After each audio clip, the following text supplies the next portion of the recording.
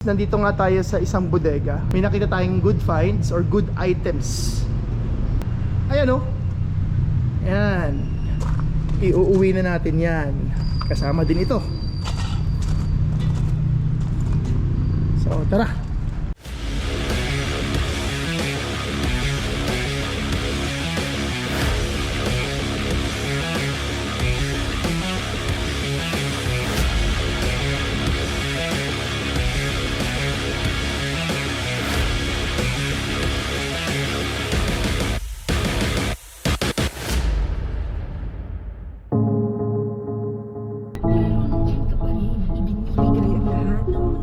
Good morning mga pards. May lakad tayo.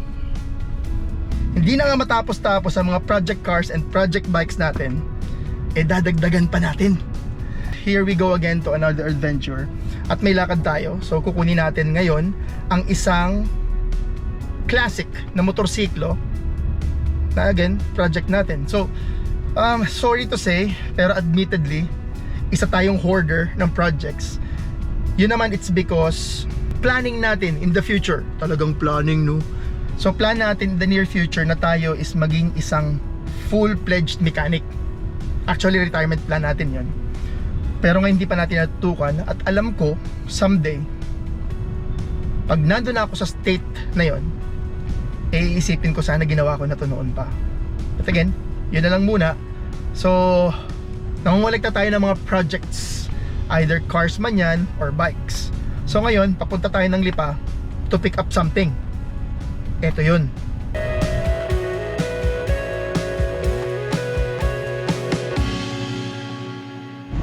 Alright mga pards, meron tayong good item na nakita dito. Ayan. So kung mapapansin nyo,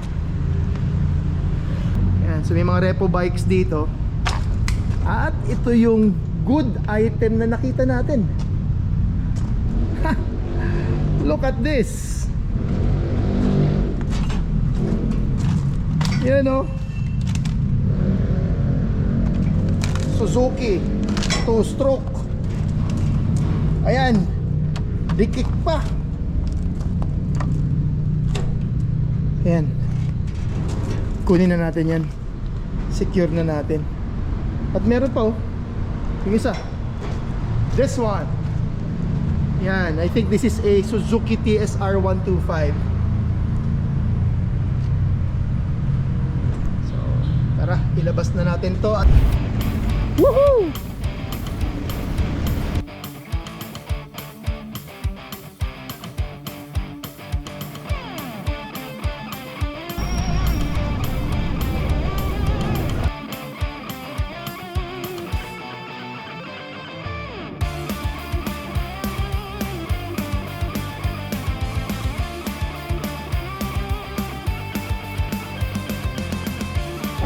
So ideally, dapat gagamitin natin si Coca. Unfortunately, stress, low bat, flat ang gulong.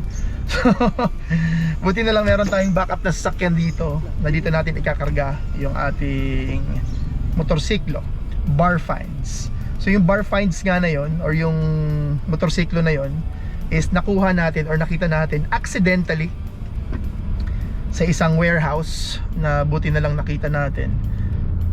So bakit nga ba tayo mahilig sa mga lumang motor or lumang sasakyan? Maybe it's because, I would say, fixation na tinatawag in terms of psychological term. I'm a graduate of psychology.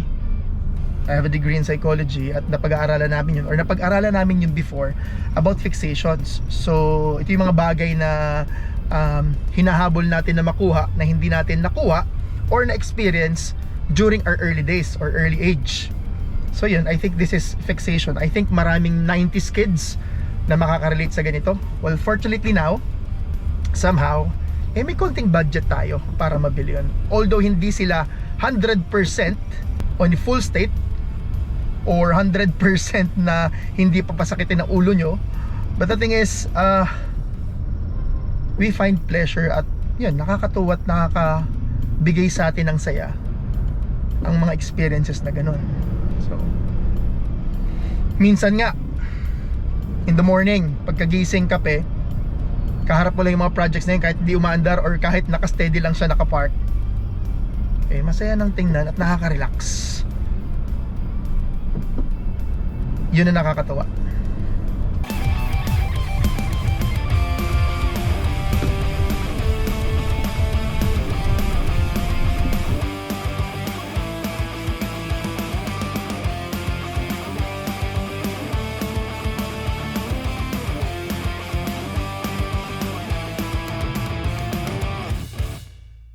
Ayun mga parts, nandito tayo ngayon sa Motorrad Alilipa.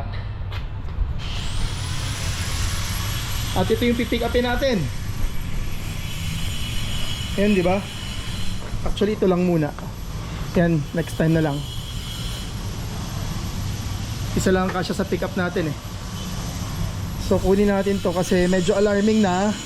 Ayan, medyo nangangalawang na. Of course, maalikabok. Yan. Flat na rin yung gulong.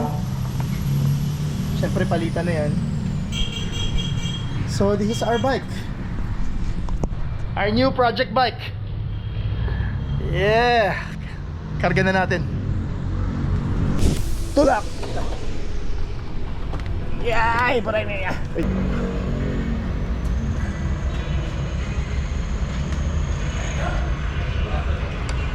Yee!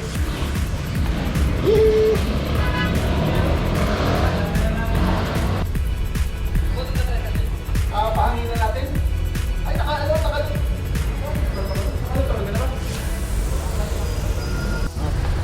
Para wag na magrampa. Putya, binuhat ni kuya oh.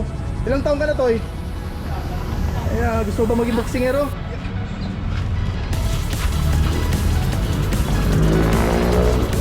Hindi naman pala may katulong. Sinusulo eh. Old school no.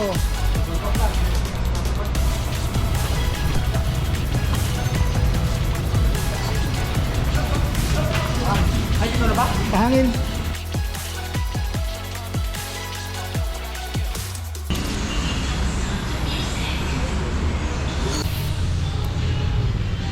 Yes. Happy. Alam mong ano eh, no? Alam mong matulong eh. Bakit? Dalawa yung disc brake. Ayan, tama.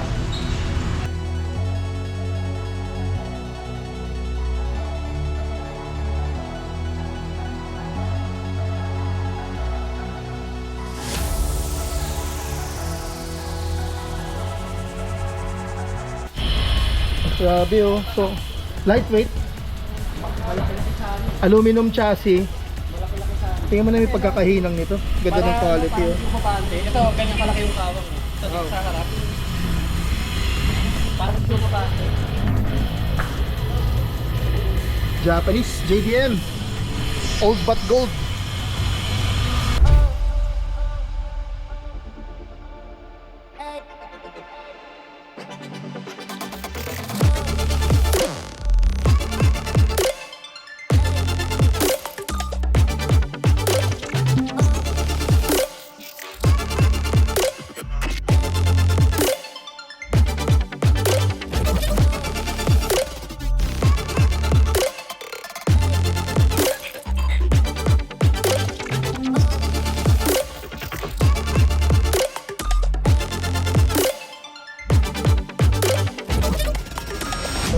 Kasama nga natin si Chong.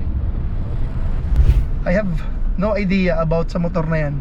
Ano ba tawag sa motor na to? Ano yan? RGB 250. RGB tinatawag na. RGB 250. So it's a 2-stroke, obviously. Yun lang yung alam ko. And then full history about the bike. Ito yun. Every rider has that one dream bike. Well, nakuha na natin recently yung isa out of many dream bikes. And for many 90s riders or 90s kids katulad ko, isa sa pinaka-legendary ang Suzuki RGV 250. Ang Suzuki RGV 250 ay ginawa mula 1988 hanggang 1999. Isang pure race-inspired 250cc superbike na direktang hinango sa Grand Prix racing technology ng Suzuki. Ito ang panahon kung saan ang 250cc class ay hindi pang entry level.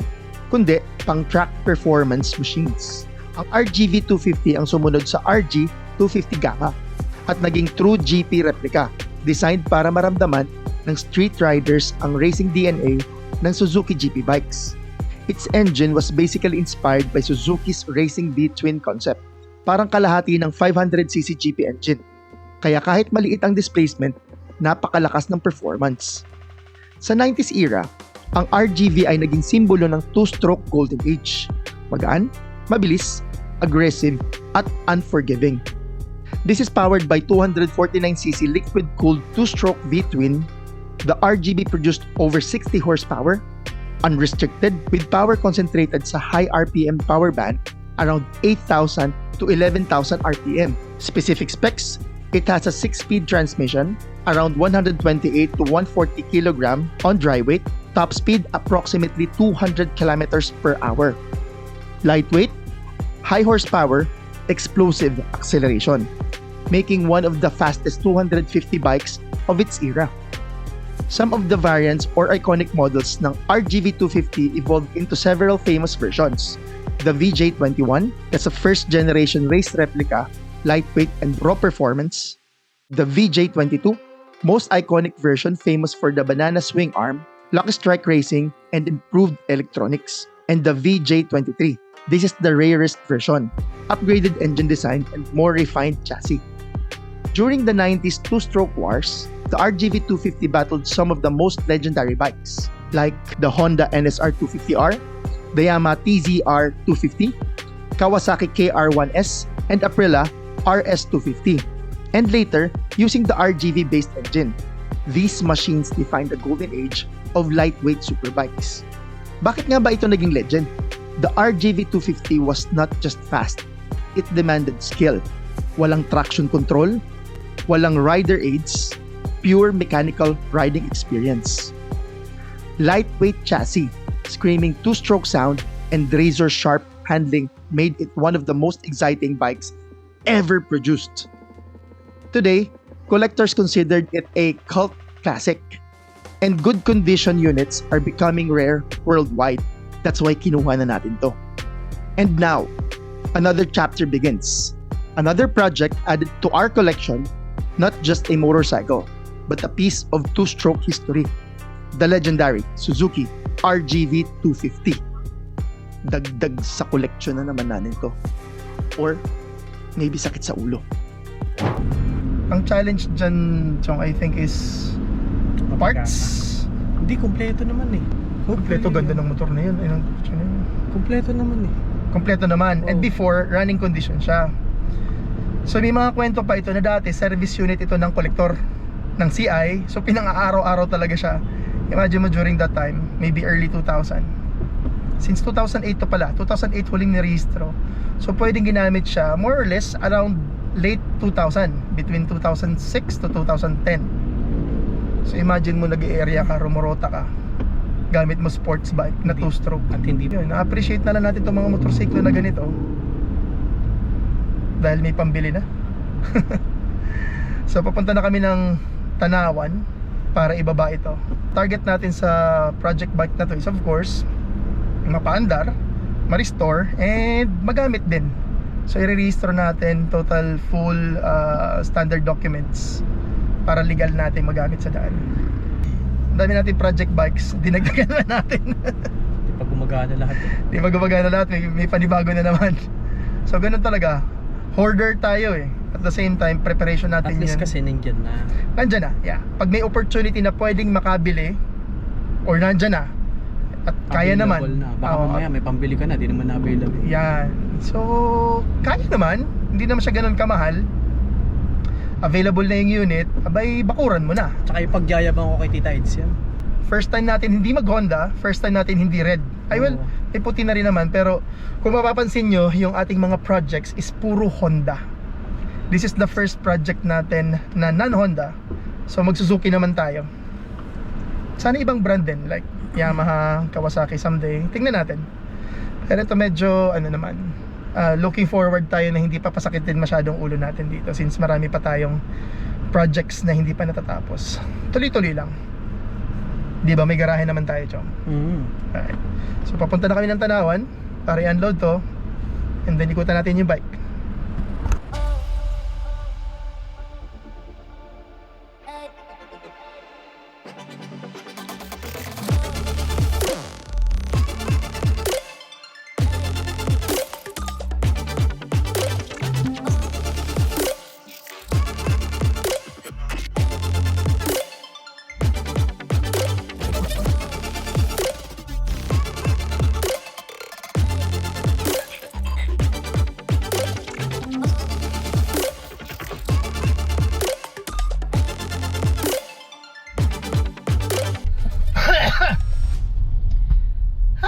Stress. Nag-ipon na naman tayo ng motorsiklo. Obviously marami pang gagawin, but at least na-secure na natin yung ating bagong project bike. At least hindi na siya mas kakalawangin pa. I hope subaybayan nyo ang mga adventures natin para sa ating mga projects, either kotse man yan o motor. If you like this video, please give it a thumbs up. And please, do not forget to subscribe to the channel para updated kayo sa mga videos at adventures natin. That's it for today mga pards. Sana nagustuhan nyo ang video natin today. At lagi nating tatandaan, hilig man sa kotse o sa motor, bakit ka papipili? Hard work pays off. Pwede both.